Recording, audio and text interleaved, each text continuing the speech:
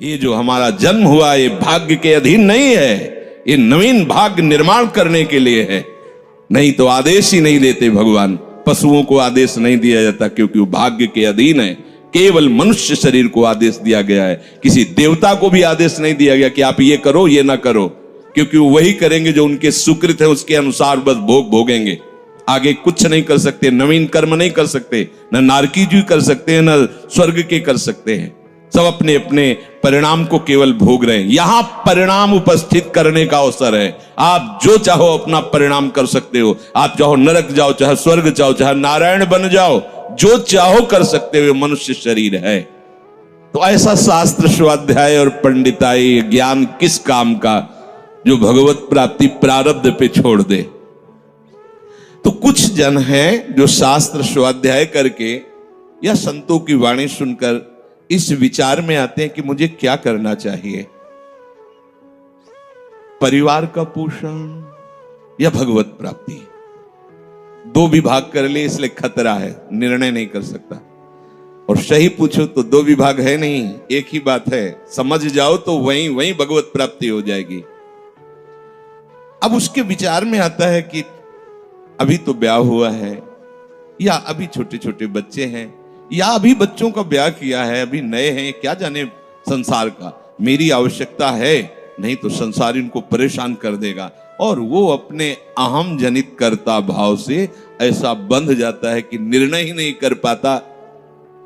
श्री चरणदास जी कह रहे हैं, ए भाई समझो, जिस कर्तव्य को तुम विसार करके झूठे भाव को कर्तव्य मान रहे हो, अरे माया के दीवाने, अरे हिया नहीं रहना, करना अंत पयाना। यहां से जाना है, यहां से जाना है। ये भूल जाते हैं। माया की ऐसी भूल भुलैया है कि हमें शरीर में राग और शरीर संबंधियों के राग में सुख मिलने लगता है और लगता है कि मैं अविनाशी हूं। वैसे मैं तो अविनाशी ही है, पर विनाशी को लेकर मैं ये भूल कर बैठता है। और जिसको पकड़ा है वो सब विनाशी, सब विनाशी। गो गोचर जहां लगु मन जाई, सो सब माया जानो भाई। दुनिया में लाखों का मेला जुड़ा, हंसा जब जब उड़ा तो अकेला उड़ा। समझो, ये माया की चाल है जो तुम्हें समझने नहीं दे रही। अरे भाई समझो, समझो, अरे माया के दीवानों, यहां से हमें जाना है, जाना है। कुछ साथ नहीं ले जाना है, कोई साथ नहीं जाएगा। बस तुम फंस गए हो मोह दलदल में।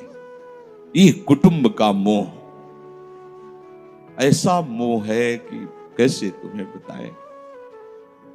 याद ही नहीं आती कि मुझे जाना है, याद ही नहीं आता कि सब छूटना है। ये समझ में नहीं आता कि मैं आया किस लिए। बड़ी विचित्र भूल भुलैया है। मोह कुटुंब के अवसर खोयो। दो बातें आती हैं, परिवार का पालन पोषण, ये धर्म पालन करूं, या हरि का भजन करके भगवत प्राप्ति करूं। तो बोले मोह कुटुंब के अवसर खोयो।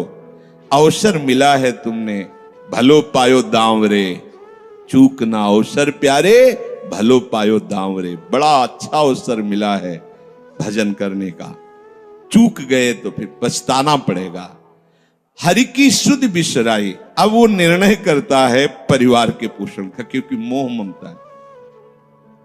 पीछे का हर बार सत्संग में कहते हैं कि पीछे का रास्ता एकदम बंद हो जाना चाहिए, कि आगे कोई भयावह स्थिति आवे तो लौटने का रास्ता नहीं रहना चाहिए। उपासक को पीछे का मार्ग बंद कर देना चाहिए। पर होता क्या है, अपने लोग बहुत कमजोर हैं, तो कदम ऐसे रखते हैं पर पीछे वाला पुष्ट बनाए रखते हैं कि अगर इधर थोड़ी भी आंच लगी तो कदम पीछे करके सुरक्षित हो जाए। वो सुरक्षित नहीं है, वो सुरक्षित नहीं है, वो असुरक्षा है।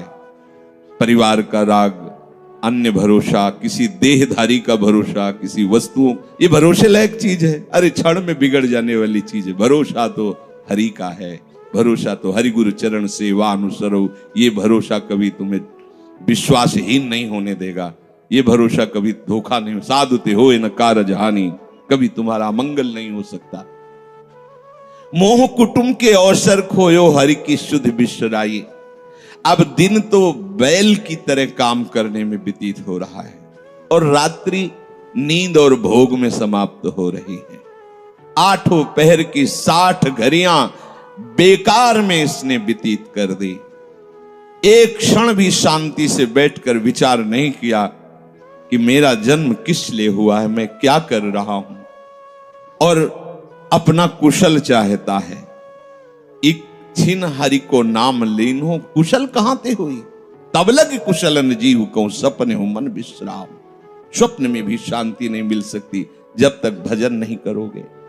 बालक अवस्था तो खेल में चली गई, जवानी हुआ तो अहंकार मद छाया, मैं करता मैं भोगता इसमें चली गई। जब वृद्ध आया तो रोग और चिंताओं ने घेर लिया। अब इतना दुखी है कि वो सोच भी नहीं सकता कि मैं इनसे दूर होकर भजन कर लूं। ये जो वो भजन का नाटक होता है, भजन में हम देखते हैं ऐसे ही लगा रहता है, कैसे हो और बढ़िया सब, और क्या करें, और मरने का ठौर आ रहा है, और क्या करें, तुम आए हो भजन करने के लिए और में अभी फंसे हो, क्या कर दूं, कहां से कैसे व्यवस्था कर दूं। हम ही चला रहे हैं, भले वृंदावन में बैठे परिवार हमारे अनुसार चलेगा, हमारे ही, नहीं तो नष्ट हो जाएंगे। आए हैं वनवास करने के लिए, भजन करने के लिए, पूरा का पूरा प्रपंच पता लगता है। वृद्ध भय चिंताति उपजी, दुख में कछु न सुहाता। अरे भूल क्यों रहे हो, चेतो। साधु चिताता है जगत को, चेतो। काल रूपी शिकारी धनुष पर विष का बाण चढ़ा चुका है, तुम ठीक निशाने पे हो, होश में हो जाओ। अगर अब कोई तुम्हें निशाने से बचा सकता है तो काल का भी महाकाल हरि बचा सकता है, दूसरा कोई नहीं। आए अचानक बांधे, यम के दूत आकर अचानक बंधन में डाल करके ले जाते हैं। अब वो निर्णय कर रहे हैं, झूठे जग से नेह छोड़कर साचो हरिनाम उचारो। चरणदास सुखदेव कहते हैं अपना भला विचारो, इसी में अपना भला है। तो क्या करें, घर परिवार छोड़कर तुम्हारी तरह बाबा जी बन जाए? बाबा जी बनने से भगवत प्राप्ति नहीं होती। अगर आप बाबा जी बाहरी बात को ले रहे हैं तो उसको समझ लीजिए, बाबा जी बनने से भगवत प्राप्ति नहीं होती, प्रभु के होने से भगवत प्राप्ति होती है। वो आप चाहे गृहस्थ वेश में रहकर बनो या आप विरक्त वेश, 2 मार्ग शास्त्रों ने स्थापित किए हैं, वो प्रभु के लिए। अगर वेश बदल लिया है और परिवार का राग है, भोगों का राग है, संसार की सत्यता का भान हो रहा कि सब सत्य है, कोई फर्क नहीं पड़ता। वेश परिवर्तन से कोई फर्क नहीं पड़ता। गधे की पीठ में चाहे मिट्टी ला दो, चाहे कबाड़ ला दो, चाहे बेद ला दो, उसको बाहर से मतलब है। शरीर में चाहे लाल कपड़ा पहनो, चाहे सफेद पहनो, चाहे काला पहनो, चाहे नीला पहनो, चाहे पीला पहनो, ये तो वस्त्र है। आपका उद्देश्य क्या हुआ, आपका अपनापन कहां गया, ये खास बात है। कहीं ऐसा नहीं लिखा कि बाबा जी बनने से वो मोक्ष पद प्राप्त, नहीं। जहां संत की बात आएगी वहां लक्षण होंगे, जहां भगवत प्राप्ति की बात आएगी वहां मन का प्रभु में तन्मयता होना, प्रभु में डूबना, प्रभु के चिंतन में मगन होना होगा। वो चाहे गृहस्थ हो चाहे विरक्त हो, दोनों के। एक है कि संसार का व्यवहार पसंद नहीं तो वो निवृत्ति मार्ग का पथिक बन गया, और एक है कि संसार के व्यवहार को भगवत स्वरूप समझकर, भगवत अर्पित करते हुए अपने को प्रभु का मानकर, प्रभु को अपना मानकर चल रहा है, ठीक वैसे ही भगवत प्राप्ति उसको भी होगी। हम लोग जब सत्संग में बात सुनते हैं तो निर्णय करने के लिए हमारा ही हृदय होता है। अब लगा कि नहीं ठीक है, भजन तो करना है, पर हम ऐसा नहीं है कि कर्तव्य के लिए रुक रहे हैं, पर कुछ समय अब हम लेंगे, फटाफट सब निपटा के। तो तुमसे भी चतुर काल है, वो उतने ही समय में तुम्हें निपटा देगा। बहुत चतुर है। हमने बहुत से लोगों के मुझ से सुना है कि बस ये काम हो जाए हम आए, आज तक वो लौट के नहीं आ पाए, क्योंकि वो गली ऐसी है, क्या है, बहुत दलदल है आगे। जो गया ना मोह कलिल में डूबा, अब निकल पाना बड़ा मुश्किल है। सत्संग में इतना सामर्थ्य है कि अभी आप सुन रहे हो, अभी आपको ऐसे सब ऐसे लगेगा, ऐसे ऐसे निकल जाएंगे, और गेट के बाहर होइएगा, वो हवा लगने दीजिए, तब लगे कैसे निकले। ऐसी प्रचंड माया है। इसीलिए तनहि राख सत्संग में तो मन ही प्रेम रस भेयो। तब मन प्रेम रस में बराबर सत्संग होता रहे, बराबर साधु संग मिले। ऐ साधो, ये तमाशा है, तमाशा बस 2 घड़ी का तमाशा है। यहां जितने इकट्ठे हुए हो ये सब मिल नहीं सकते। माता पिता भाई बंधु सब बिछुड़ते चले जा रहे हैं। जो ही आकर सब इकट्ठे मिले हो, ये कभी इकट्ठे नहीं रह सकते। ये कुछ समय का है। संतों ने इसे 2 घड़ी का ऐसे ऐसे व्यतीत हुआ। हम लोग परिवार को अपना मैं मानकर, मेरा मानकर के जो पोषित कर रहे हैं, वो कुछ समय के लिए है। जैसे नाव नदी के ऊपर बाट बटाऊ आए, मिल मिल जुदे होए पल माही आप को जावे। जैसे नदी पार करने के लिए 50 लोग इकट्ठे हुए, नाव में बैठे, नाव किनारे पहुंचे, सब अपने अपने मार्ग को चले जाते हैं, कोई किसी का साथ नहीं देता है। ऐसे ही मृत्यु का समय आया, आप कितना भी प्यार करो, वो लौट के आपसे पूछने के लिए नहीं आएगा आप कैसे हो, या आपने कितना भी सबके लिए किया है, मोह से युक्त होकर अपना जीवन, विशेष जीवन आपने दे दिया, लेकिन आपकी क्या दुर्गति होगी किसी को कोई परवाह नहीं है। फूंक ताप के 10-5 दिन में वो जो दिन क्रिया हुई, इसके बाद सब मौज मस्ती में होते हैं। कोई तुम्हारा चिंतन, कोई तुम्हारा नाम नहीं लेगा, कोई तुम्हारे लिए आंसू नहीं बहाएगा। वो अगर कोई रोता है तो हमने सुना है कैसे रोता है। आज तक हमने जो कहा वही इन्होंने पूरा किया, मतलब अपनी कामनाओं की पूर्ति के लिए रोता है। अब कौन हमारी बात सुनेगा। तुम कितना हमें चाहते थे, कोई नहीं इतना चाहता। क्या कह के रो रहा है, क्या कह के रो रहा है? अपनी कामनाओं की, स्वार्थ की पूर्ति के लिए रो रहा है, तुम्हारे लिए नहीं रो रहा वो। ये भगवान का बगीचा है संसार, रंग बिरंगे फूल हैं। कुछ तो कली ही मुरझा कर नष्ट हो जाती है, कुछ फूल खिलकर नष्ट हो जाते हैं, कुछ में ऐसी सुगंध आती, थोड़ा सुगंध फैलती, वो भी नष्ट हो जाते हैं। ये बगीचा केवल देखने में सुहावना लगता है, बड़ा भयावना। इसमें मृत्यु का तांडव हो रहा है। आप देखो, प्रतिपल मृत्यु भयावा, पर कैसी माया है। सामने वाला पतिंगा जला, फिर भी वो जाके उसी में जलता है। ऐसे फूंक के आ रहे हैं एक को, और उनको ये वैराग्य नहीं हो रहा कि मेरे शरीर की भी यही दशा होनी, मुझे कुछ कर लेना चाहिए। ऐसी कुछ कर लेना चाहिए जिससे हम कालातीत अवस्था को प्राप्त हो जाए। क्यों नहीं कर पाता? दारा सुत संपत्ति को सुख, ज्यों मोती ओस बिलावे। यहाँ ही मिले और यहाँ ही नासे, ता क्यों पछतावे। अरे भाई, ये पुत्र और परिवार का मिलन और ये सुख ऐसा है जैसे पत्ते में ओस की बूंद, कितने सेकंड में ढल जाएगी कुछ पता नहीं। ऐसे ही ये है। बड़े हर्षित हो रहे हैं, बाजे बजवा रहे हैं, बहुत दिनों बाद लड़का हुआ है, फूले नहीं समा रहे, और काल की अवधि बहुत अलु खत्म। अब वो बूंद जो है पत्ते में गिर गई। अब किस बात को लेकर यहां खुशी मनाई जाए, किस बात को लेकर हम यहां गर्व करें? बहुत सावधानी की जरूरत है। जो यहां मिला वो यहीं छूट जाएगा। आप जब जाओगे तो आपके साथ हरि भजन वो किया नहीं, आपके साथ ही हरि उनको माना नहीं। क्या करो? कुछ दे दे, क्या?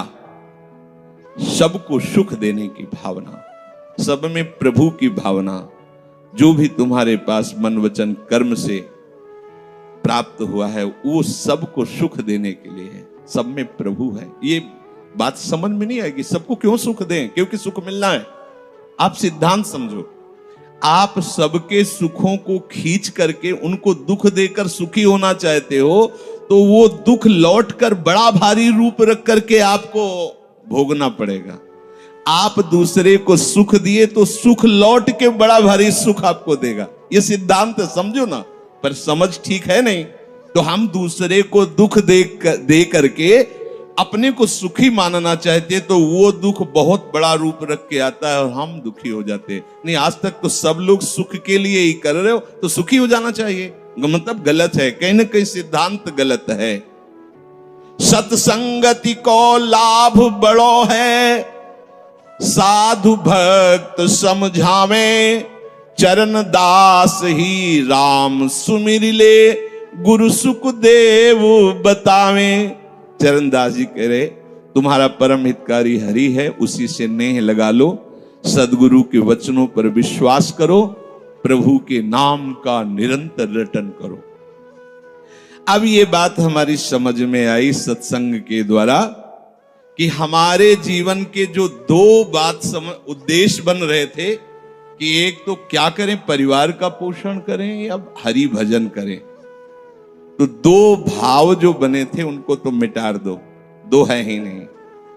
घर गृहस्थी में जो है बिल्कुल उसे बंधनकारक मत समझो। प्रभु का सब कुछ मानकर नाम सुमिरन करते हुए जो सेवा करो, अरे बड़ा आनंद आता है। आपको लगता है कि बैठकर भजन होता है, बिल्कुल ये मन की चाल है, नहीं होता। मन को भजन में नहीं लगाओगे तो चाहे पड़े रहो चाहे बैठे रहो, भजन नहीं होने वाला। और अगर भजन में लगाओगे तो फावड़ा चलाते हुए भजन होगा। जब नाम का अभ्यास करना था तो नई अवस्था थी, तो गुरुजन हर समय सेवा में लगाए रहते थे।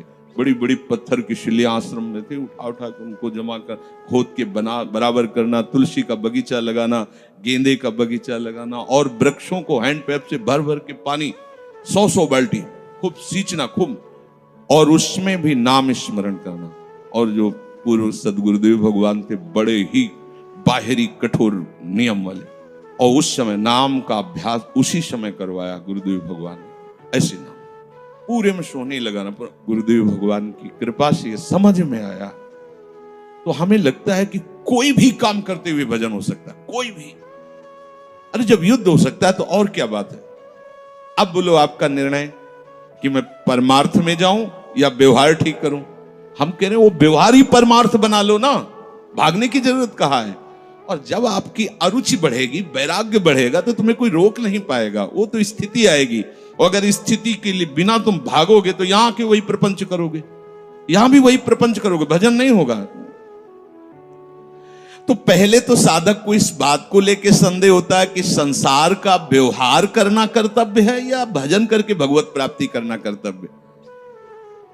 अब उसका सत्संग के द्वारा निर्णय होता है, चाहे शास्त्र का चाहे संतों का, कि नहीं नहीं मुझे तो इस जन्म में भगवत प्राप्ति करनी है। संसार के इन सब कार्यों को तो बहुत जन्मों में किया है, अब इस जन्म में भगवत प्राप्ति करनी है। ऐसा निर्णय सत्संग से होता है। जब ऐसा निर्णय हुआ तो भोग उसे कड़वे लगने लगे। ये शरीर का विलास, इंद्रियों का विलास उसको एक दुखद लगने, कैसे कैसे छोड़ूं, कैसे हटूं। अब उसी को वैराग्य कहते हैं। अब उसके अंदर वैराग्य बढ़ने लगा। जब वैराग्य बढ़ने लगा तो वो प्रभु की तरफ चलने के लिए उतावला हुआ। अब उसके सामने प्रभु की तरफ चलने के लिए जो बताने वाले वो शास्त्र हैं और वो संत जन हैं। अब इतने संत जन हैं कि उनकी सबकी अलग अलग साधना है, अलग अलग उपासना है। इतने शास्त्र हैं कि उनकी अलग अलग धाराएं हैं, और बिना इसके कल्याण नहीं होगा। सब कोई कहता है हमारा मार्ग ठीक है, सब सिद्धांत कहते हैं इससे भगवत प्राप्ति, इससे भगवत प्राप्ति, इससे ऐसा, इससे। वो साधक फंस जाता है कि चलूं तो किस में चलूं। उसके सामने साध्य और साधन विषयक तरह तरह के भेद साधकों के द्वारा, संतों के द्वारा, भक्तों के द्वारा डाले जाते हैं सामने। फिर शास्त्र को पढ़ता तो बहुत सी बातें शास्त्र में निकलती हैं, और वो बेचारा परेशान हो जाता है कि अब मैं क्या करूं। संसार का तो सत्संग के द्वारा समझ लिया कि ये ठीक नहीं, मुझे भगवत प्राप्ति, पर कैसे भगवत प्राप्ति करूं। अब इसका निर्णय करना उस नवीन साधक के लिए बहुत कठिन होता है। परंतु भगवत कृपा का वो जिसने आश्रय ले लिया वो यहां टिकता नहीं है। इस संशय में परमार्थ भगवत कृपा से पुष्ट होता है। सबसे पहले प्रभु हरि को गुरु बनाना चाहिए। वही सबके गुरु हैं। जब हम घर से निकलने की सोच रहे हैं उस समय वो सोच भी गुरु दे रहा है, वो हरि गुरु उस समय सोच भी दे रहा है वही। तो जब हमारी ऐसी स्थिति आती है कि हम निर्णय नहीं कर पाते तो अंदर से प्रभु को पुकारना चाहिए, हे गुरुदेव हरि, आप प्रकट रूप में मिलो और मेरा समाधान करो। अब जो ही वो अंदर से ऐसी दशा में प्रभु की शरण होकर के पुकारता है तो भगवत कृपा उसे सदगुरुदेव के रूप में प्राप्त हो जाती है। ये ओहो, जो मैं खोज रहा था वो मिल गया। वो अंदर से भगवान उसको वहां पहुंचा देते हैं, वो बात सुनवा देते हैं, वो संयोग बैठाल देते हैं, जिससे उसके सारे संशय नष्ट हो जाते हैं। अब वो संपूर्ण शास्त्र और संपूर्ण संतों के मत को प्रणाम करके अपने गुरुदेव की आज्ञा पर चलने लगता है। अलग अलग वर्णन है संप्रदायों के सिद्धांत, अलग अलग शास्त्रों की युक्तियां वर्णन है। हम कितनी युक्तियां कितनी चलेंगे तो एक युक्ति में ही। तो इतनी बात समझ लेना है कि हम प्रभु के अंश हैं, इसमें किसी भी संप्रदाय का कोई कटाक्ष नहीं। जीव प्रभु का अंश है, इसमें किसी भी संप्रदाय की कोई टिप्पणी नहीं है ना, ठीक है। दूसरी बात, संसार भगवान की माया है, सब संप्रदाय है ना, तो इस माया को त्यागना है। बात समझ में आ गई। तीसरी बात है भगवत प्राप्ति करनी है। ये तीन बातें किसी भी संप्रदाय में कहीं भी कोई काट नहीं इनकी।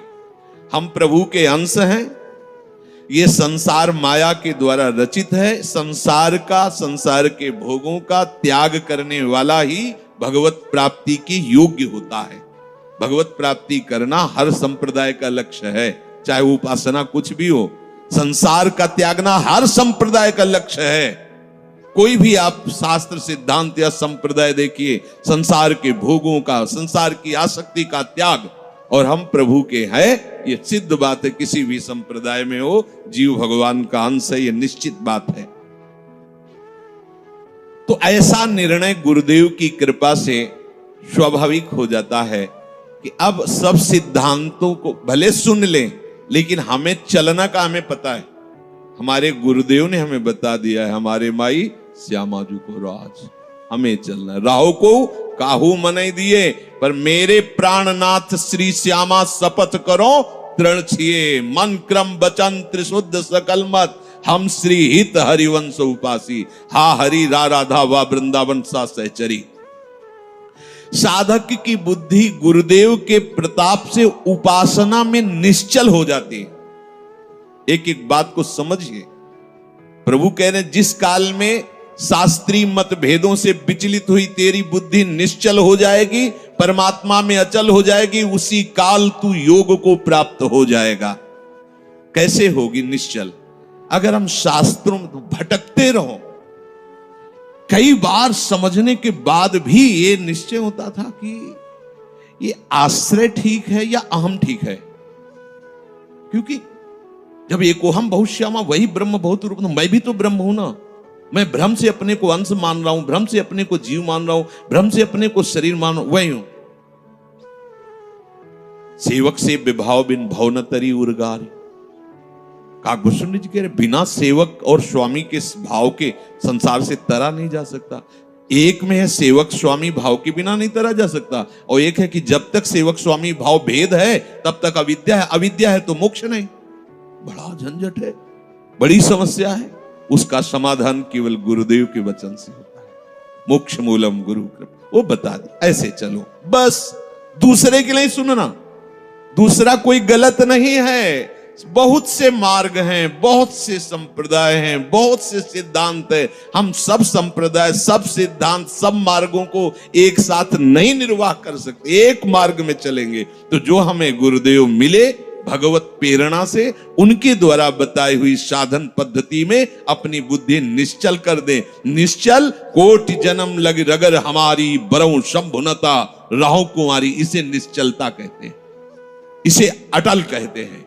चाहे जितनी परीक्षा ले लो, चाहे जैसा दुख दे दो, चाहे जैसा प्रलोभन दे दो, लेकिन अब अपने प्रियाजू के गोरे चरणार बिंदु के सिवा अन्य आश्रय नहीं ले सकते। ये अचल बुद्धि हो गई। साधक की बुद्धि निश्चल हो जाती है कि अब तो मुझे केवल प्रिया प्रीतम का नाम रटना है, प्रिया प्रीतम की सेवा करनी, प्रिया प्रीतम के भरोसे में रहना और प्रिया प्रीतम के पास ही जाना है। ये निश्चय लगभग लगभग ऐसा तो हो गया होगा, क्योंकि सत्संग सुन रहे हैं बहुत काल से।